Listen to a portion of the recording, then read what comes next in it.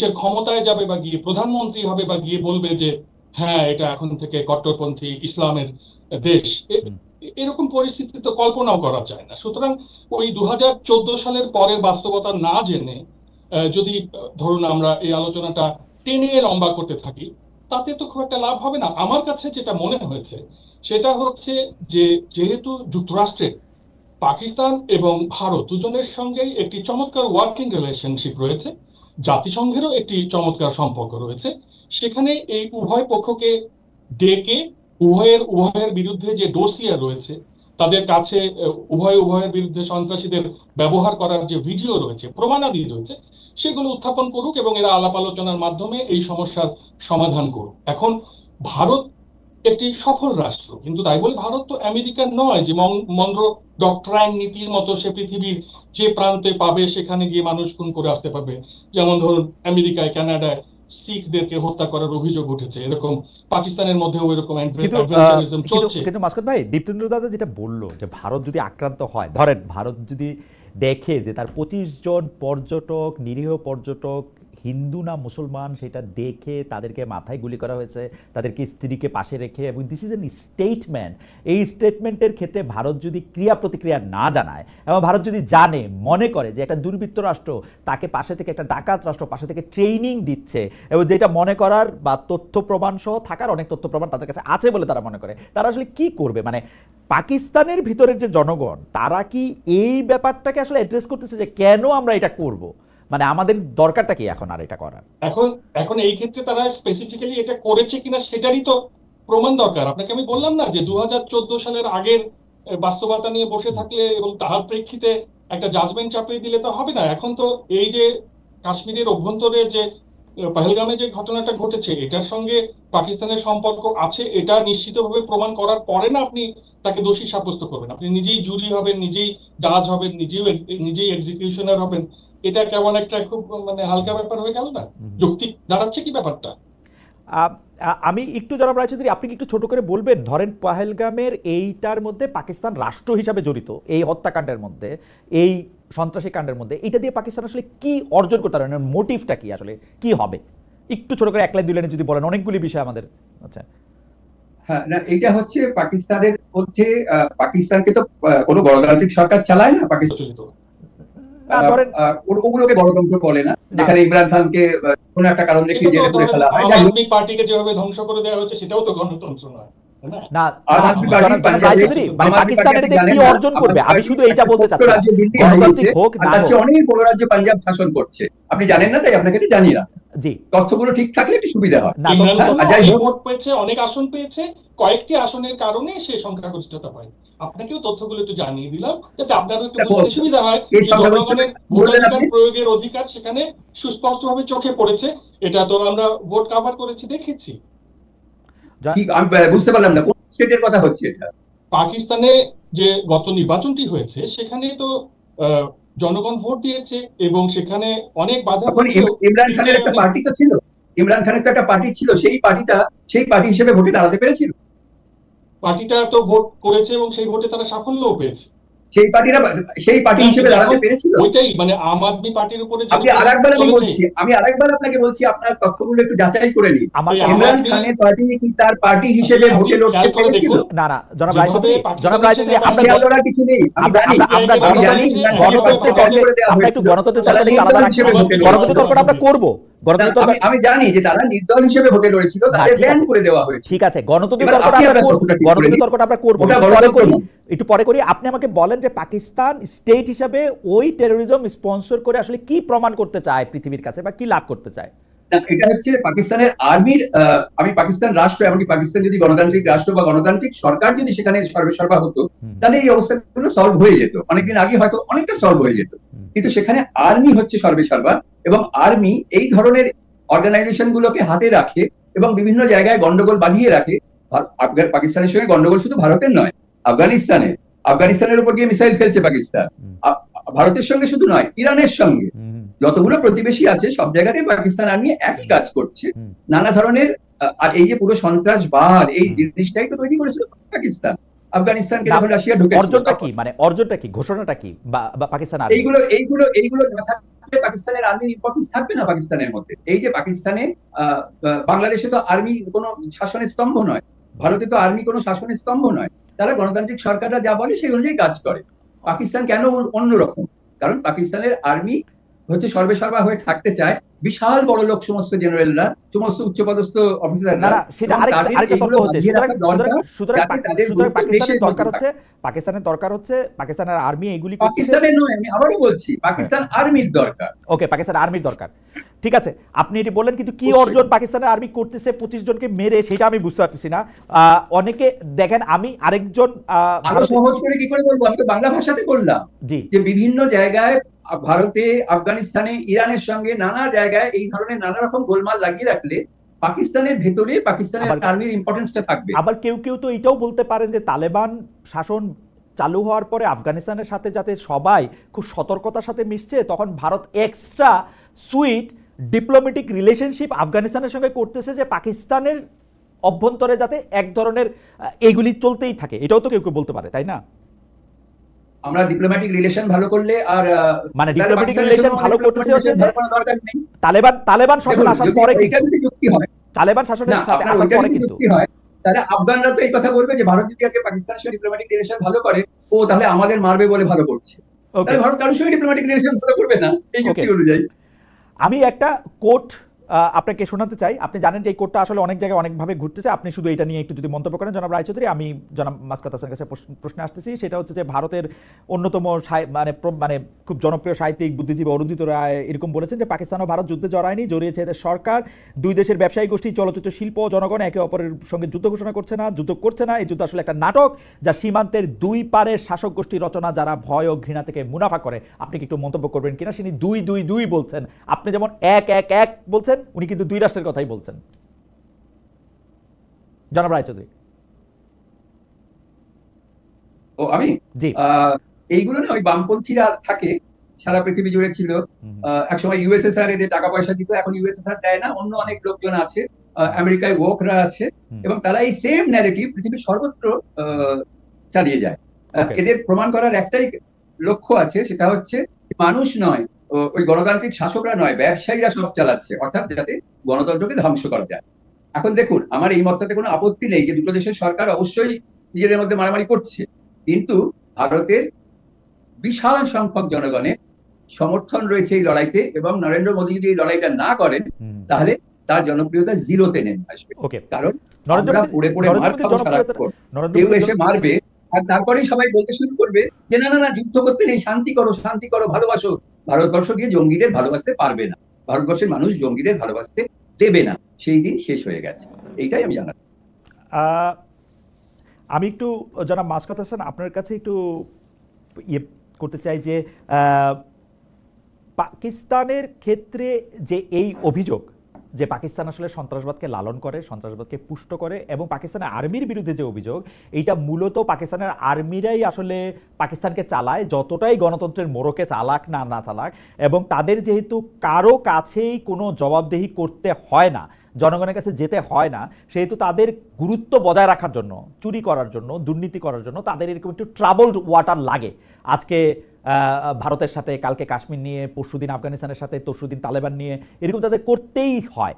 এইটা পাকিস্তানের জনগণ, পাকিস্তানের ইন্টেলিজেন্সিয়া এই ব্যাপারটাকে আসলে কীভাবে দেখেন, যে পাকিস্তানের আর্মি যে দেশটা 1947 সালের পর থেকে আজ পর্যন্ত জগদ্দল পাথরের মতো চেপে বসে আছে, এবং এটা থেকে আসলে রেহাই বা মুক্তির কোনো রকম কোনো উপায় আছে কিনা জানি না, বা এটাকে আসলে কীভাবে দেখে জনাব মাসকাত হাসান?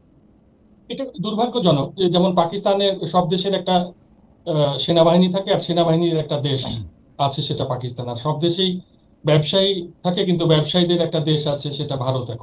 তো এখন এই যে ধরুন পাকিস্তানে আপনি যদি সাম্প্রতিক বছরগুলোতে লক্ষ্য করে থাকেন, সেনাবাহিনীর কিন্তু সেই শৌর্য বীর্য কিছুই নেই। সেখানে নাগরিক সমাজ প্রকাশ্যে যেভাবে সেনাবাহিনীর সমালোচনা করে, সেখানে সামাজিক যোগাযোগ মাধ্যমে যেভাবে তারা উপহাসিত, সমালোচিত, সেখানে একটি সমাজে এতটা অপছন্দনীয় হয়ে বেঁচে থাকে কি করে তারা, এই নিয়েই আমার মাঝে মধ্যে মানে বেশ প্রশ্ন জাগে। তাছাড়া এই যে ধরুন ইমরান খানের মতো একজন জনপ্রিয় নেতা, তিনি কারাগারে রয়েছেন, এবং তার যে রাজনৈতিক দল সেটি তারুণ্যের রাজনীতি, ফলে সেনাবাহিনী পাকিস্তানে খুবই অপছন্দের পাত্র, এমন নয় যে সেনাবাহিনীকে ঘাড়ে নিয়ে সবাই ঘুরছে। আর পাকিস্তানে আহ, রাজনীতিতে গত দুটো নির্বাচনে যেটা দেখলাম যে সেখানে ধরুন এই যে কাশ্মীর ইস্যু কোনো এজেন্ডা নয় বা অ্যান্টি ইন্ডিয়া। আমার মনে হয় যে যারা ধরুন ওই অতীতের সমস্ত চিন্তা ভাবনাগুলো পাকিস্তান সম্পর্কে পোষণ করেন তাদের উচিত যে অন্তত পশ্চিমা যে সাংবাদিকরা সেখানে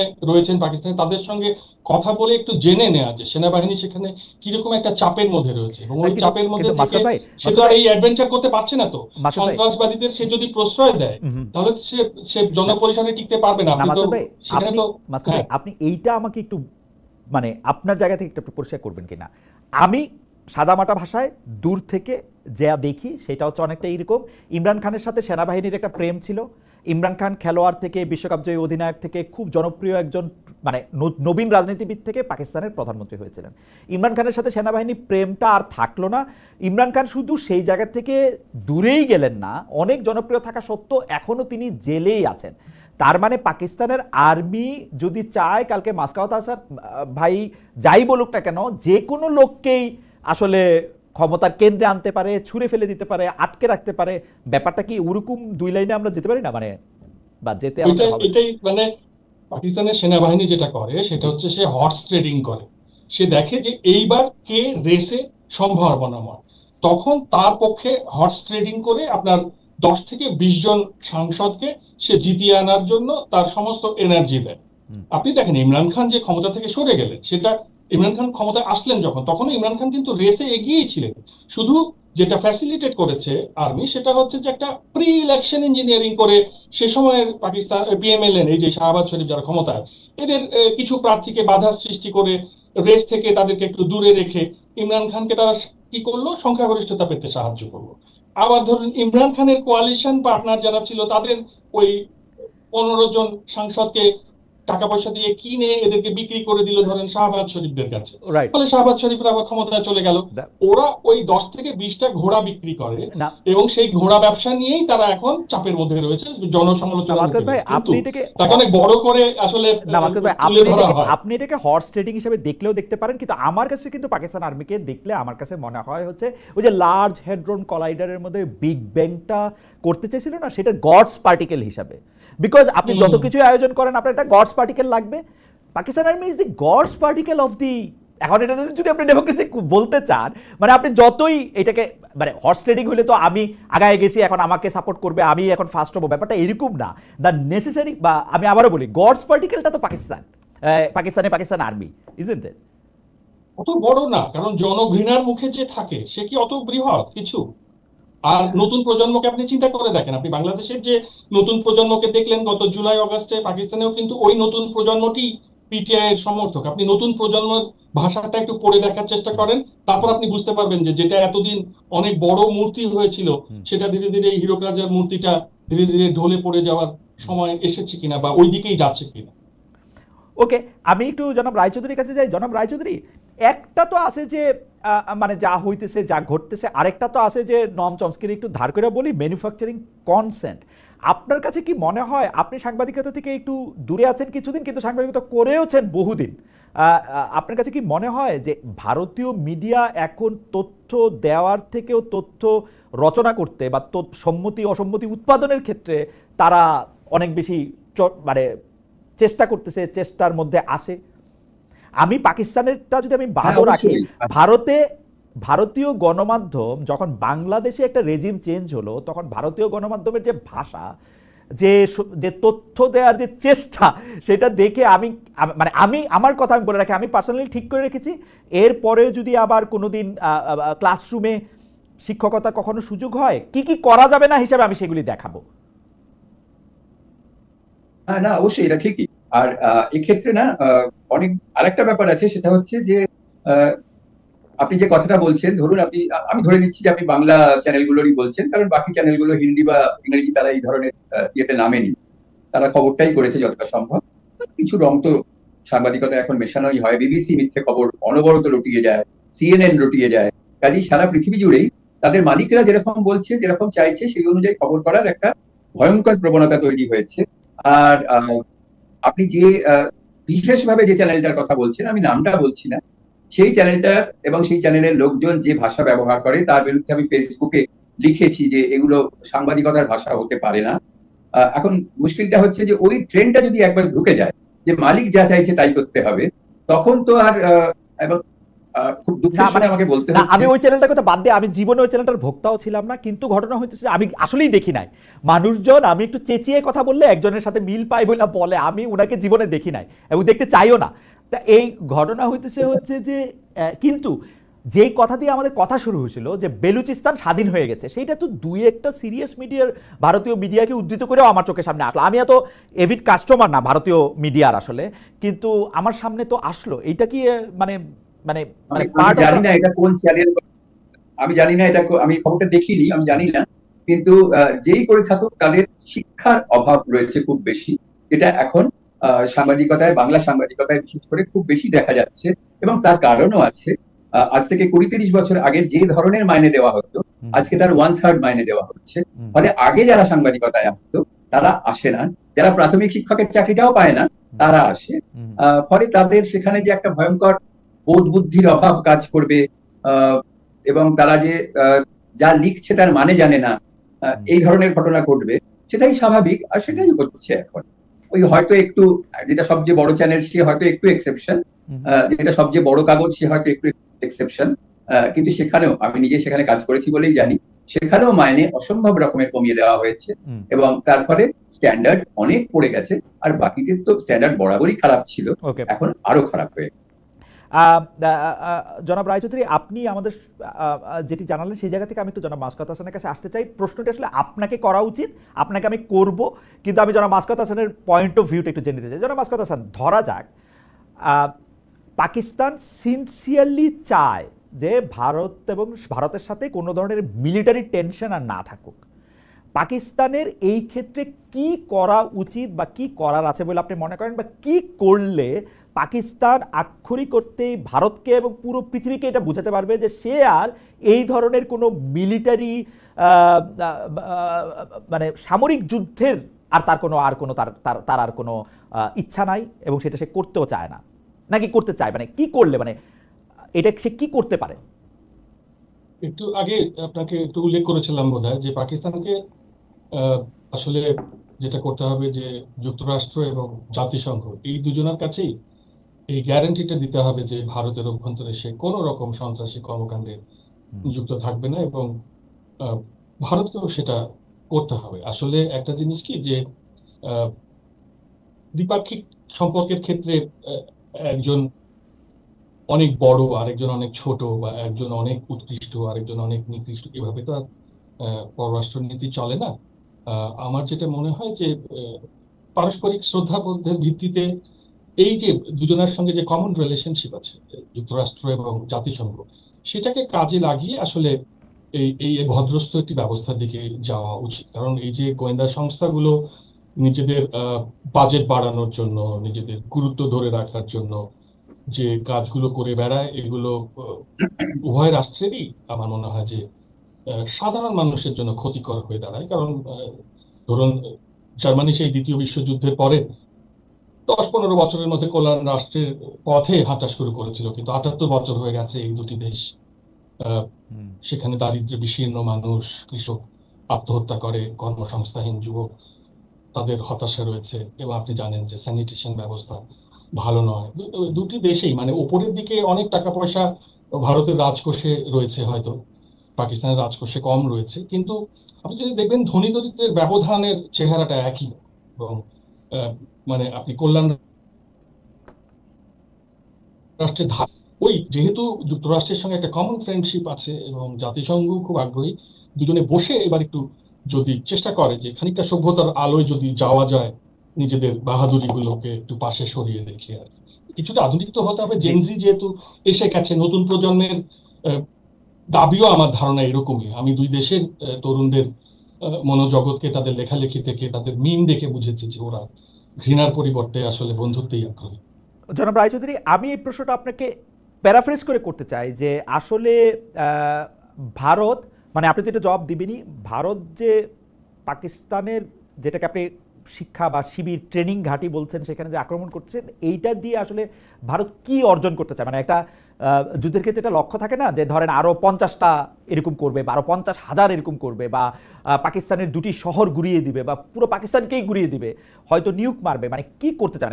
একটা তো আমি তো বুঝতে পারতেছি যে আপনি প্রথম যেটা বলতেছেন যে সেটা হচ্ছে এরকম করলে এরকমই করা হবে, মানে একটা শিক্ষাদান প্রক্রিয়ার মধ্যে চলতেছে। এইটার আসলে মানে ভারত আসলে কি অর্জন করলে ভারত বুঝবে যে অর্জিত হয়েছে লক্ষ্য?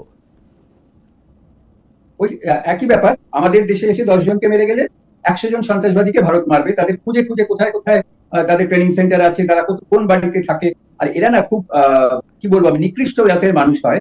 যেমন তারা তাদের বাড়ির মধ্যেই বউ ছেলে মেয়ে সব রেখে দেয়, যাতে করে ওই বাড়িটা উড়িয়ে দিলেই বলবে এখন নিরীহ নাগরিকদের মেরে দিল। পাকিস্তান যেমন এখন বলছে, কিন্তু সেইভাবে বাঁচা যাবে না। যতবার পাকিস্তান ভারত মানে এই সন্ত্রাসবাদীরা ভারতকে আক্রমণ করবে, এবং এই সন্ত্রাসবাদীরা পাকিস্তানেরই মদতপুষ্ট। তার কারণ হচ্ছে, যদি আপনি জানেন যে কাশ্মীরে সন্ত্রাসবাদ কি করে শুরু হয়েছিল। 4 জন যুবক, তারা ইলেকশনে হেরে গেছিল এবং তাদের অন্যায়ভাবে হারিয়ে দেওয়া হয়েছিল, তাতে কোনো সন্দেহ নেই।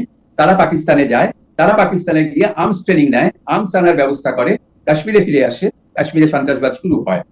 তো এই জিনিসটা যতদিন চলবে, ভারতে কোনো সন্ত্রাসবাদী শক্তি টিকে থাকতে পারবে না যদি না আরেকটা রাষ্ট্র তাকে মদত দেয়। এমনিতে আর এমনিতে ধরেন যে যেহেতু এটাকে ইসলামিস্ট বলা হয়, দাদা আপনি যে প্রপোর্শনটা বললেন, মানে 10 জন মারলে গিয়ে 100 জন খুঁজে খুঁজে মারা হবে, এই প্রপোর্শনটাতে এইটা করার ফলে ভারত কি যেটাকে বলে হচ্ছে নাগরিকদের জন্য একটা নিরাপদ রাষ্ট্রে পরিণত হওয়া, সেই পথে কি আসলে মানে ঠিকঠাক আছে, মানে এটা করতে পারতেছে, মানে ভারত ক্রমাগতভাবে খুব নিরাপদ রাষ্ট্রে পরিণত হচ্ছে? ভারত এত বড় দেশ যে এখানে মানুষের নিরাপত্তা দেওয়া, এত বড় দেশে কোনো কোনো আমেরিকাও পারে না তার নাগরিকদের এইভাবে নিরাপত্তা দিতে। প্রতিদিন সেখানে নানা রকমের ঘটনা ঘটে চলে।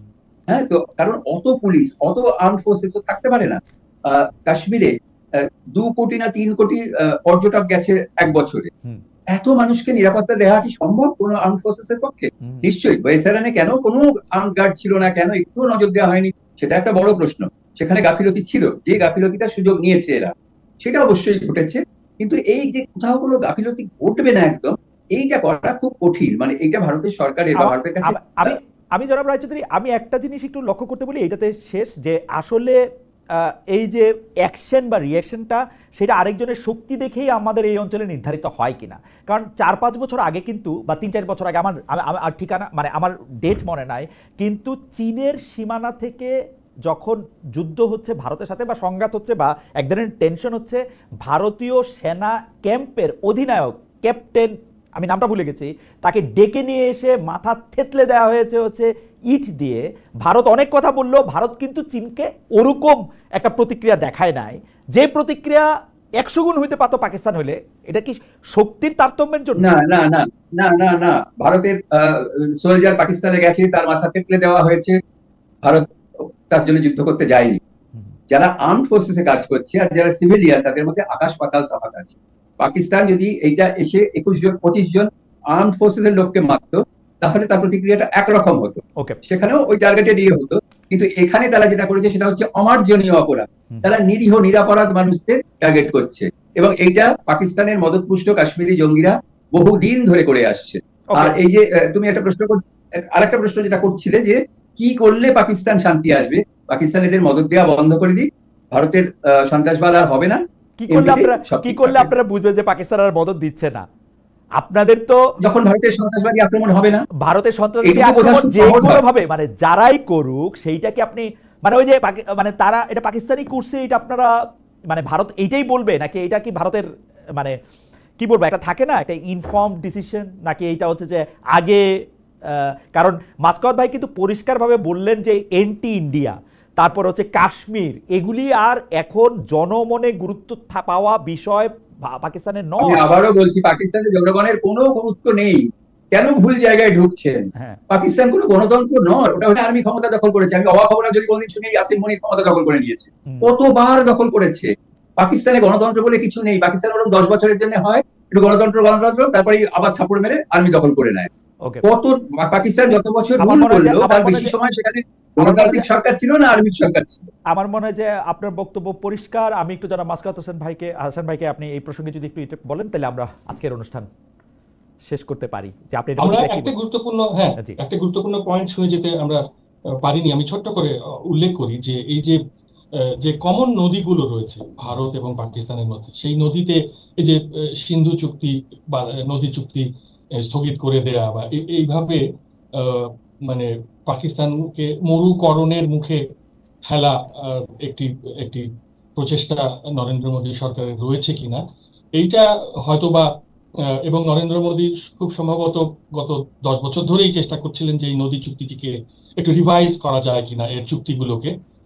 আমার ধারণা যে সেই ব্যাপারেও একটা চাপ দেবার চেষ্টা ভারতের পক্ষ থেকে থাকতে পারে। যাই হোক, ওই মরুকরণের চেষ্টা বা ভাতে মারবো পানিতে মারবো ওই ধরনের একটু পঞ্চায়েতি প্রথার দিকে না গেলে বোধহয় একটুখানি শান্তি ধরে রাখা যাবে। আর আমার কাছে খুব গুরুত্বপূর্ণ যেটা মনে হয় যে একবিংশ শতক তো, ধরুন ভাষা রীতিতে একটা গুরুত্ব রয়েছে, যে দ্বিপাক্ষিক সম্পর্কেই হোক সাংবাদিকতাই হোক, পাকিস্তানের মানুষ তো খুব নিকৃষ্ট, ওরা ছেলে বউ এক ঘরের মধ্যে হয়ে থাকে, মানে মানুষকে আসলে ওভাবে দেখার চল তো আধুনিক বিশ্বে নেই। একবিংশ শতকে মানুষ ওভাবে মানুষকে নিয়ে কথা বলে না। মানে ভাষাও অনেক সময় মানুষের মধ্যে সম্পর্কের অনেক ক্ষতি আনে। আমরা যদি একটু ইউফেমাইজ করে বলতে পারি তাহলে হয়তো বা যে কোনো এখানে আলোচনা, আপনার যে সঙ্গে কোনো দ্বিপাক্ষিক আলোচনা একটু আমি শুধু শেষ প্রশ্নটা এখানে আমি সুন্দর আপনার হতে সঙ্গে পারে। একটা কথা, জাস্ট এক সেকেন্ডে, জি, এখানে আমি ওনার সঙ্গে ডিফার করলাম, আমি সন্ত্রাসবাদীদের মানুষ বলে মনে করি না। আচ্ছা ঠিক আছে, মানে আপনি জাজমেন্টও দিচ্ছেন। হাওয়েভার সন্ত্রাসবাদীদের মানুষ বলে আপনি অবশ্যই যখন মনে করছেন না, আমাদের দর্শকদের মধ্যে একটা বড় অংশ এটা জানতে চাইছেন যে বাংলাদেশের যে সাবেক প্রধানমন্ত্রী শেখ হাসিনা, তার বিরুদ্ধে জাতিসংঘের ইয়েতেও আসলে অন্তত কয়েকশো মানুষ, 1400 একটা লম্বা ডেট ধরে কয়েকশো মানুষ খুন করার বা খুনের অর্ডার দেওয়ার একটা আছে। তাকে ভারত শুধু আশ্রয় দিয়েছে তা নয়, তাকে আসলে তিনি ভারতে বহাল তবিয়তে আছেন, বাংলাদেশে এইগুলি যারা করেছেন তাদের মধ্যে অনেকে ভারতে বহাল তবিয়তে আছেন। এই ব্যাপারটা ভারতের সাংবাদিকরা বা ভারতের ইন্টেলিজেন্সিয়া বা ভারতের জনগণ আসলে কিভাবে দেখেন? জনাব রায়চৌধুরী, আমাদের শেষ প্রশ্ন, শেষ জায়গা, দর্শকদের প্রশ্ন এটা। হ্যাঁ ঠিক আছে। ভারত ভারত 1950 থেকে এই কাজ করে আসছে। দালাই লামা বলে একজন মানুষ আছেন, নিশ্চয়ই জানেন। কিন্তু ঠিক একইভাবে চীনের একদম মোস্ট ওয়ান্টেড লোক, তিনি গত কত বছর হয়ে গেল, 70 বছর বোধহয় হয়ে গেল, তিনি ভারতবর্ষে আছেন। ফলে অন্য দেশ থেকে কোনো কেউ যদি এসে রাজনৈতিক আশ্রয় চায়, তাকে ভারত সাধারণত আশ্রয় দেয়। দালাই লামার সঙ্গে আপনি বাংলাদেশের যিনি সরকার প্রধান ছিলেন তাকে আপনি মেলাচ্ছেন? কারণ দালাই লামা তো আর ওখানে সরকার প্রধান ছিলেন না, তিনি তো আর রাষ্ট্র পরিচালনা করেন নাই, পুলিশ বাহিনী প্রধান ছিল, টিবেট দখল করেছিল। তার আগে টিবেট দালাই লামাদের অধীনেই ছিল এবং তারপরে স্বায়ত্তশাসিত অঞ্চল ছিল, সেখানে চাইনিজ আর্মি প্রবেশ করে। সেই সময় দালাই লামা পালিয়ে আসেন এবং ফলে দালাই লামা আসলে একজন পলিটিক্যাল রেফিউজি। মানে আপেল আর আমের, মানে সেই জন্য হচ্ছে যে শেখ হাসিনা ওইখানেই থাকবেন, যতদিন থাকতে চান ততদিন থাকবেন, তাই? সেটা আন্তর্জাতিক ইয়েতে যা হবে না হবে সেসবের থেকে বোঝা যাবে, তার থেকে ইয়ে হবে। কিন্তু যে ভারতের কাছে সে আশ্রয় নিয়েছে তাকে ভারত ওইভাবে ফিরিয়ে দেয় না। মানে যদি আশ্রয় দেয় তাহলে ফিরিয়ে দেয় না, আর না হলে আশ্রয় দেয়ই না। ফলে জাতিসংঘের চোখে সন্ত্রাসী পাকিস্তানে থাকলে সন্ত্রাসী, আর জাতিসংঘের চোখে সন্ত্রাসী তাহলে ভারতে থাকলে দেবদূত, এমন মনে হচ্ছে আমার কাছে। না ধরেন কোন সন্ত্রাসী রয়েছেন জাতিসংঘের কাছে? সন্ত্রাসী কে রয়েছেন ভারতে? সন্ত্রাসী কর্মকাণ্ডের জন্য সেই জায়গা থেকে জাতিসংঘ সন্ত্রাসবাদী বলে বলেছে। তিনি কেন অপপ্রচার করছেন আপনারা? আপনারা সারাক্ষণ কেন, আপনি কলকাতার সাংবাদিকতার কথা বললেন, আপনারা কোথায় যাচ্ছেন? সন্ত্রাসী বলে নাই, কিন্তু এইটা বলছে যে উনার শাসন আমলে মানবতা বিরোধী অপরাধ, কেন মিথ্যে কথা বলছেন আপনারা? সত্যের কোনো বিকল্প হয় না, মিথ্যে কথা বলে কোনো নেগেটিভ তৈরি করা যাবে না। না, মিথ্যা কোনটার কথা আপনি বলতেছেন যে তাকে টেররিস্ট বলা হয়? জাতিসংঘ হাসিনাকে সন্ত্রাসবাদী বলেছে, ডেজিগনেট করেছে, মানবতা বিরোধী অপরাধী বলেছে। ওকে, আমরা আসলে এই তর্কটা অপরাধী বলে ডেজিগনেট করেছে জাতিসংঘের যে কমিটি, তারা এসে যে অনুসন্ধান করছে, সেই অনুসন্ধানের ক্ষেত্রে তারা একটা নাম্বার দিছে, স্পেসিফিক ভাবে এই জিনিসগুলি বলছে যে উনি সরকার প্রধান হিসেবে তার স্টেট মিশনারি ব্যাপারগুলি ঘটেছে, এই কাণ্ডগুলি করেছেন তিনি। আর সেটাকে ইউনাইটেড নেশনস কে অফিশিয়ালি সেটাকে মান্যতা দিয়েছে। এখন অফিশিয়ালি তো নানা ধরনের কিছু থাকে, একটা স্ট্যাম্পিং করা থাকে, একটা রেজুলেশন করা থাকে, এবং অফিশিয়াল শেষ নাই, অফিশিয়াল শেষ নাই। না না, আপনি জাতিসংঘ দিয়ে যদি অফিশিয়ালি বলেন দাদা, আপনি এটাও কি একটু বলবেন যে পাকিস্তান কি অফিশিয়ালি জাতিসংঘ বলছে যে ও একটা টেররিস্ট রাষ্ট্র? টেররিস্ট হয়ে যায়, এই কথা তো অনেকবার বলা হয়েছে, অসংখ্যবার বলা হয়েছে। একটা রেজিম, একটা মানুষ, একটা টেররিস্ট রাষ্ট্র, দুইটা তো দুই জিনিস, তাই না? হ্যাঁ, যারা টেররিস্টদের সারাক্ষণ মদদ দিয়ে যাচ্ছে, যারা ওসামা বিন লাদেনকে রেখে দিচ্ছে, আমার মনে যারা হয় এই সমস্ত কাজ আমার মনে হয় যে আজকের অনুষ্ঠান আমরা অনেকখানি কথা বলেছি। জনাব রায়চৌধুরী আপনাকে অনেক ধন্যবাদ, জনাব মাসকাত হাসান আপনাকে অনেক ধন্যবাদ। আমাদের দর্শকদের মধ্যে অনেকেই আমাদের দর্শকদের মধ্যে একটা কি বলবো, একটা উপসংহারে চলে আসার একটা খুব চেষ্টা আছে, যেটা আসলে আমাদের জন্য একটু ক্ষতিকর। খালেদ ভাই আপনি পাকিস্তানেই চলে যান, এইটাই বাকি আছে, অথবা পাকিস্তানের ভারতে চলে যান। যখন এরকম আলোচনা হবে তখন দরকার কি হবে, বাকি সময়টা আবার আমাদের সবার বন্ধুত্ব থাকবে। না জি, জনাব রায়চৌধুরী আপনাকে অনেক ধন্যবাদ, জনাব মাসকাত হাসান আপনাকে অনেক ধন্যবাদ। অনেকগুলি বিষয় নিয়ে আমরা আলোচনা করলাম। আমরা আশা করবো যে ভবিষ্যতে আমরা এইসব